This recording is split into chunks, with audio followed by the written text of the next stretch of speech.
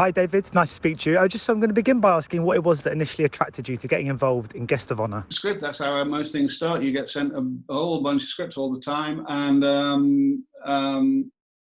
I just thought it was a great read. You know, it really intrigued me. I thought it was such an unusual story. This idea of this woman in prison. I sort of saw it.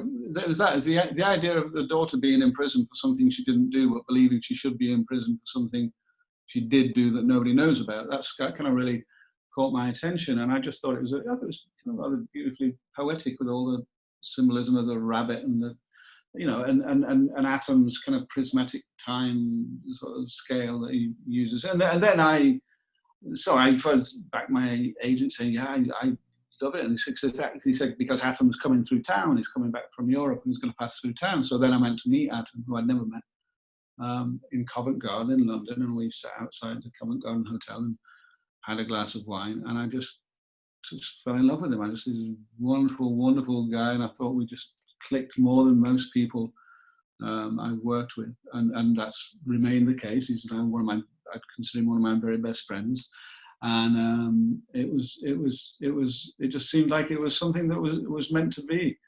And in fact, I remember 3 things happened as we sat there outside the hotel that made me think, 3 very bizarre things happened. First, someone went by pushing a baby buggy with the cover pulled over it, which must have had a dog in it because it was barking, you know. But that was just a strange image, you know, odd barking baby. Then a man went past with a kind of brass pyramid on his head, just made of the brass poles, and just walked past. A perfectly normal-looking guy, but with a brass pyramid on his head. That's odd. And then a man went by with his wife, walking in the most extraordinary way I could ever imagine. And I apologize if this man ever hears this, because it must have had some kind of problem. But it was like a John Cleese silly walk. I can't do it on this. His legs were coming up like to chest height and going down and out. And he was with his wife, and a perfectly regular, slightly elderly, definitely wasn't doing it for attention, wasn't trying to be funny, and the wife was just straight-faced, and no one was taking attention. But it was like, and these 3 things happened within about 2 minutes of each other. And me and Atom were like going, this is a sign. Yeah. Are you sure you weren't near the sort of, I don't know, the auditions of Britain's Got Talent or something? It sounds kind of, yeah.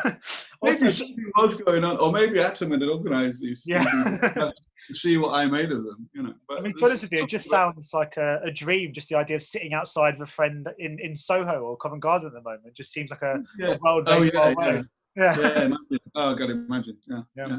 But I mean, the character is such a kind of nuanced and complex role. I mean, in other words, this felt like a real dream for an actor. I mean, this is a character that just has so much kind of going on. I can only imagine it was just someone that was great for you to get your teeth stuck into. It was, and also because it was quite which I quite liked, a silent character. He didn't always say a lot. There were quite several scenes where I was just shooting, which I also seem to choose parts where someone's just talking a lot. I look and think, oh God, he's got a nice big monologue here. I mean, there is a big monologue in the film as well, but maybe that caught my attention. But I kind of liked that it was an exercise for me in creating a character not with words all the time, or certainly with few words, or very regular, you know, there's nothing fancy about the way he speaks. He just seemed a very regular guy. A very, but obviously not very complex underneath everything, but on the face of it, you know, rather dull. A restaurant inspector, you know, it doesn't sound like the most exciting pitch for a movie, a film about a restaurant inspector. You know, what does he do? He inspects restaurants. But you know, I thought it was like a poem, and going through that with a very good director, a great 4 performance, you know, a wonderful director who, you know, directs opera and theatre. And so working with someone who knew what they were doing on a character like that was a real, just a nice challenge for me, and not so maybe as big as I sometimes go or showboating. You know, it felt like I could really do something much more subtle here, and hopefully not bore everyone to death. Yeah, because I think there might be a misconception, I guess, when I sort of used to do drama, whenever we were sort of putting on productions at school, I only did it in sort of my A levels, but I always would sort of, the characters with the most amount to say would be like, oh, that's where I can showcase my abilities best, because they've got all the monologues and all the dialogue. But actually, the kind of understated, subtle performances sometimes are the most impactful, aren't they? Yeah. I something I'd love to pursue more. And in fact, very recently, I ended up not doing it, but it was a film I was offered, a French film, and it was pretty much completely silent. It was too bizarre in the end. I can't remember the name of the director. It's a very hard name to say, and it was the most surreal thing I've ever read. But I really did like the idea of doing something that was completely silent, a whole film completely silent, you know. And I thought it was really nice, Sally Hawkins, who I just worked with, doing, you know, The Shape of Water. I thought it would be nice to do something where, firstly, you wouldn't have to learn any lines. That would be great, because that's the only drag about acting, is all the lines you have to learn and just getting that in your head and always constantly thinking about them. Especially the older I get them, I learn them well ahead, and I'm constantly going over them. And I thought, I'd really like to do a silent film. You know? So this is the closest I've done. And of course, he's not silent. I mean, you know, really loses it at the end. But it was something very different for me. And I think, you know, grief is a big theme in this movie. Yes. I mean, of course, grief is something that everybody has to go through, but it's always such a personal thing that's different from person to person. So when you're kind of displaying grief or tackling grief in a movie, do you find that you do have to draw on own personal experiences, or is it something that you have to treat as a unique thing that's happening just to this person in this particular world? Yes, the latter. Although that's probably not the case for every actor, because I know lots of people do that, but I've never found myself tapping into something that's really happened to me to emote something. Or I've always thought, well, if you really, really cry, and I know some actors have got some trigger memory they go to get those tears going. I've never had that. It makes me sound very cold. Nothing make me cry. But I find it to be a nuisance, really. You know, if I imagine, like, now my mother died 10 years ago, if I thought, well, that was obviously very, very upsetting, but I don't think that would work on a film set if I, you know, use that. I could identify with this man, Jim, very much, because that's something I've written about. I also think it must be really, really terribly painful to lose someone you're deeply in love with, to lose your partner who you've finally found the love of your life and really truly adore, and she truly adores you, and then to lose that person. I imagine that as being extraordinarily painful, or to lose a child, of course. And that's something I've written about myself. It seems to be something recurring every time I've written scripts or books. It's about losing someone very close to you. So that appealed to me, I suppose, or I related to it. Not that, you know, not that I have, but I just always project going, that'll be the most painful thing, to lose a true love. But never mind sort of projecting parts of yourself into it. I was wondering about the other way around, and a role kind of impacting yourself in real life. Is that something that happens in an actor's career? Do you find that you kind of, even inadvertently, kind of learn or take things and adopt traits from characters that you've had to embody on screen? Yes. Yeah. Because I think I'm quite susceptible to that kind of thing. I can get a bit like, you know, is it Zelig sometimes, you know, if I'm like with an Irish person or a Liverpudlian person, I do a terrible thing. I start to drop into their accent. Oh, I do that all the time. It's awful, isn't it? And I think, like, because I'm an actor, I think, how do I think I'm doing that? But or I'll get in a London cab, you know, and I'll start speaking in a London accent, because I think, like, I don't want him to think I'm a northerner, or he can't understand me if I speak in a northern accent. So I'll go, like, yeah, mate, yeah, I was thinking that as well. I think, why am I speaking like him? I'm speaking like a Londoner. And when I was in a band when I was 18, I used to think I was Paul Weller. I used to introduce the songs in a Cockney accent. Not on purpose, but the other guys in the band were like, why are you saying the names of the songs in like a London accent? And we'd never been to London then. We were in Blackpool, you know. And I go, I don't know. And go, you think you're Paul Weller? So impressionable was the word I was trying to think of. I do let things affect me, and I do tend to stay in the mood of a character sort of throughout the day. So if I'm playing someone rather, down, that's the way I'll be. Or if I'm playing someone, rather ebullient and boisterous, I'll tend to be a bit more like that, and not staying in character, but certainly staying in the sort of general mood. Have you ever met Paul Weller? And if so, did you do that to him? Did you find yourself impressed in real life? Did you? I did meet Paul Weller very briefly once, because I was very into the Jam when I was young. And then when I left home to go to London, my sister got all my records. She took all my records, and she got very into the Jam, even more into the Jam than I was. And she said, "David, I know you see lots of famous people down in London, and I would never ask that, but if you ever see Paul Weller, please get me his autograph." And I was like, I don't know about that. And then one day I was still at drama school, and I did see him, and I was like, "Oh my God, it's Paul Weller! That's Paul Weller!" And he was a hero of mine. And then my sister's words went through my head, and I was like, "Oh God!" She said, "If you ever see Paul Weller, get his autograph." I've never asked for anyone's autograph in my life, and I went over and I asked for his autograph, and he was a bit short with me, and I really hated myself. And I got it. He gave it to me. He signed it, but he looked like, yeah, what a fucking piss. Stop bothering me, Which I can now, having been in that position myself, I can understand. Sometimes you just don't want members of the public. When he was with a bunch of friends, or he was having a conversation of a certain kind, he thought he probably gets it all the time. So I felt a real dickhead. And but years later, I did pass him in the street when I was a little famous by then, and he did acknowledge me. Oh, that's nice. And I don't think he remembered the first occasion. But we pass it. It's a funny thing when famous people pass each other, they don't know. Yeah. But you sort of nod at each other, go, "Oh, you're famous, not famous." And it was one of them, like going, "I know who you are, you know who I am. We're not really going to stop and talk, but hey, there you go. We're two famous people passing in the street." That's happened a few times. I once went to the cinema. I went to see School of Rock, years and years ago. And when I came out of the cinema, I realised that Paul Weller was sat directly behind me in the cinema. So that's my only story. Oh, there you go. Yeah. Should have asked for an autograph. Yeah. But I'm just talking about characters projecting onto you. I'm just wondering, has this film and this character made you more wary of restaurant hygiene since playing this role? Have you found that you've been more cautious, or just thinking about kind of the hygiene in the restaurant since? Yeah. It certainly was at the time, because we were in Hamilton. We were in Hamilton in Canada. It's just about an hour outside Toronto. That's where we were filming.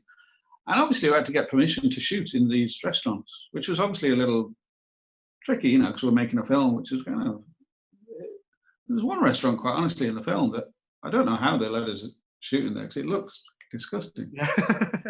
and it was. We hadn't dressed it. I went on the set and thought, they've done a good job in here. This looks like it could kill you.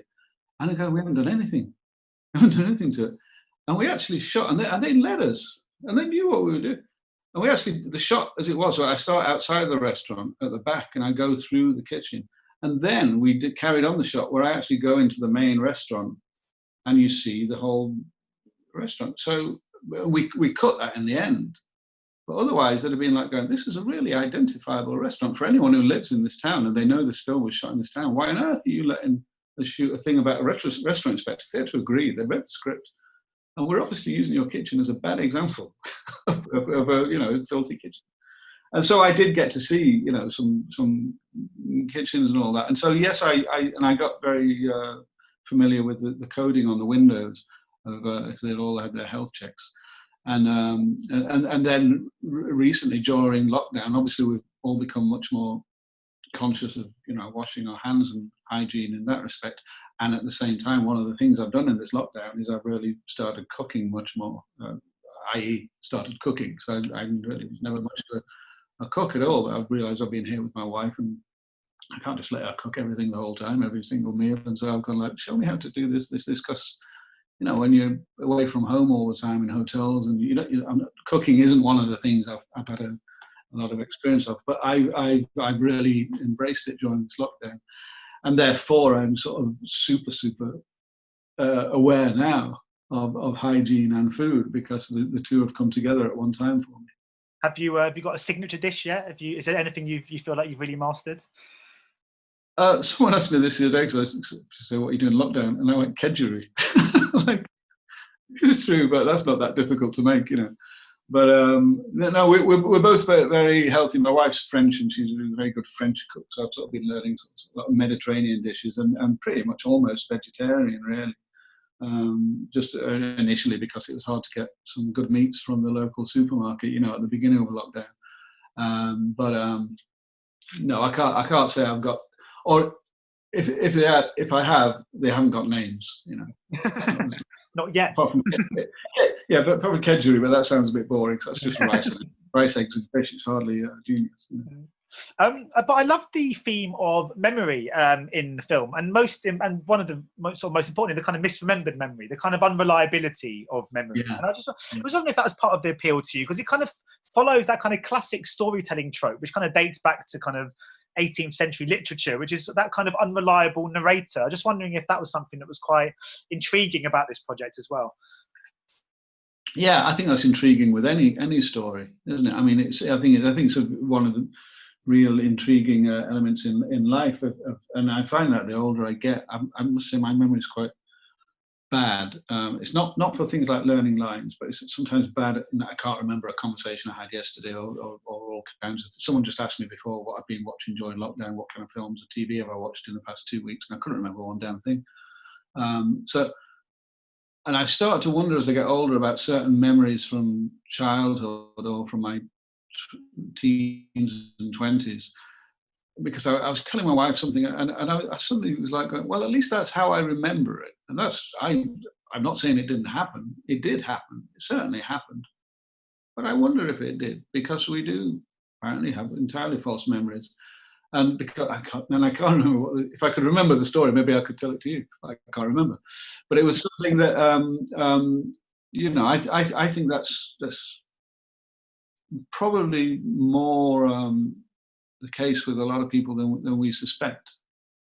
And I don't know why I say that, but I really doubt. I begin to doubt my own memories. And sometimes, especially when they have been challenged, there's been a few times when I've compared a memory with someone else, and theirs has been very, very different. And I think, well, sure, I'm right, but he sounded very, you know, firm about how that happened. A little bit on. I did a film years ago, The Island of Dr. Moreau, and Ron Perlman was in that movie, and he wrote a memoir recently, and he wrote a chapter about Dr. Moreau. And I, of course, wolfed it up because I've been writing something of my own about that. And Ron's memory of it, Ron's version of events is very different to mine. And it's quite curious because he's put it in the memoir. And so I'm not saying he's wrong therefore at all. And I'm thinking, well, is my memory wrong? Or maybe that did happen and this happened. And he just saw that bit and I just saw this bit. But I'm a little fascinated with memory because I find my own memory very unreliable. And sort of connected to memory in a sense, but it's more the notion of reflection. I don't know about you, but I found in lockdown, I've become very reflective, and I've started actually connecting to a lot of friends and people that I haven't spoken to much over the last 10 years. It's been this quite strange time. I've noticed on just online, you've seen a lot of old movies have got their cast back together for sort of Zooms and stuff, and it seems everyone's kind of relishing in kind of nostalgia and stuff at the moment. I was wondering if that's been the case for you, if you found yourself chatting to any old friends or had any get-togethers for movies that you've made, 20 odd years ago or anything like that. I honestly can't say it has. No, I've had a very kind of reclusive lockdown. I found I've talked to people less, and I think even good friends who it's like, oh, we'll keep in touch, and we never quite have. And we have a couple of times, but I keep thinking, oh, I should call that person. I should call that person. And then I think, well, I did call them. I think, well, nothing much has happened, so I don't know what I'd tell them. Yeah. I've been very reclusive, and I've quite enjoyed it. This kind of idea of, obviously I've talked to people and family and some friends, but I haven't been doing that, getting in touch with lots of people and using that as a way to connect to people. And certainly no one from the past who I've not been in touch with for years. No, I can't. I found that I've become quite I found that being a bit of a recluse in some regards being quite comforting. I'm almost quite nervous about going back to normal and having pressures again where I've got to be somewhere at a certain time and stuff. I'm quite nervous about that. Yeah. I think that seems quite common with a lot of people. A lot of people are feeling a bit like, might feel a bit nostalgic for this time, you know. I think so. When we accept, you know, what this time has been as an experience, if you take away the virus and the awful, obviously, the suffering it's caused and why we've all had to stay inside, but just the phenomena of us all staying inside and living a very different life and being away and not having these pressures and not having, you know, to go to social events one might not want to meet people one might not want to meet, to go to work one might not want to do, and to have days going, I don't have to do anything today, you know, and obviously that's a privilege if you're in a situation where you can afford to do that. And so you know, one must also always you know, state those things, but I am in that position, and I've just gone like, it's incredible. I've got no pressures. I've got no pressures at all, you know, and that's been very liberating. Obviously, it's just to think that I can do anything, and I have been doing things that I wouldn't know, like cooking, and I've become a much better guitarist. I've just been going crazy playing guitar all the time, which I've always played guitar, but now I'm like, it's never away from me, you know. Are you writing music as well?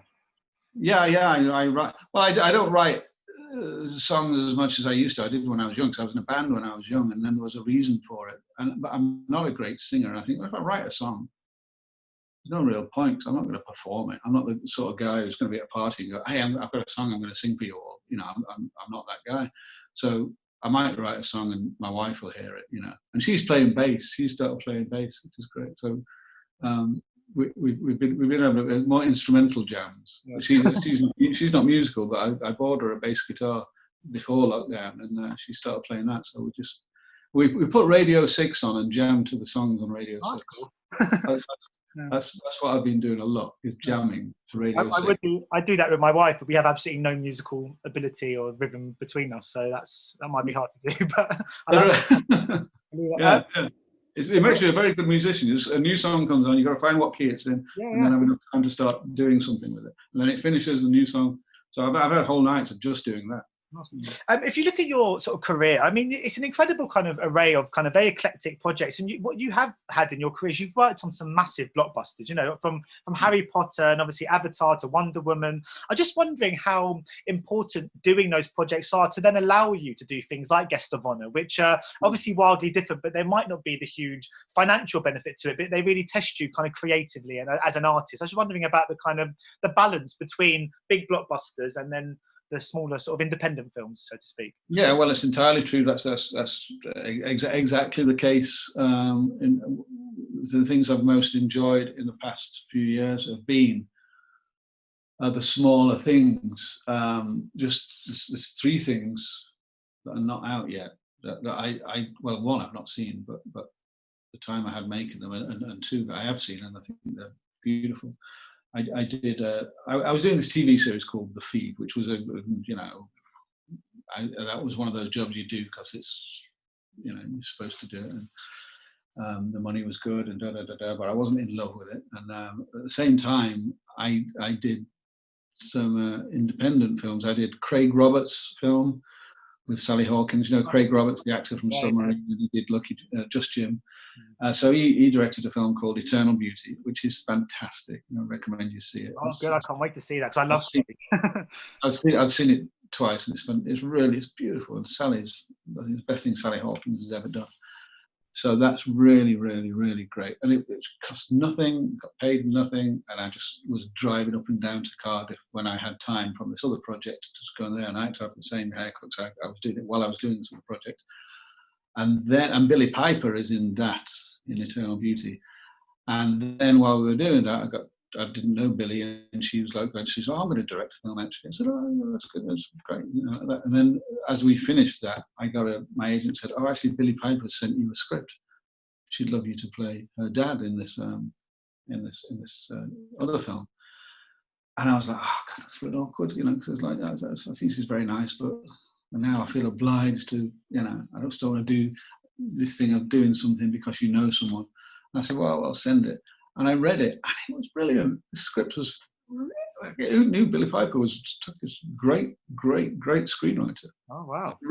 Really, just great. Yeah. Have You shot that one yet? Yeah. It's called Rare Beasts. Okay. It's actually coming out anytime. It's Billie, and it's Kerry Fox is the mom. I play her dad, which is weird because in the Craig's film I was screwing her.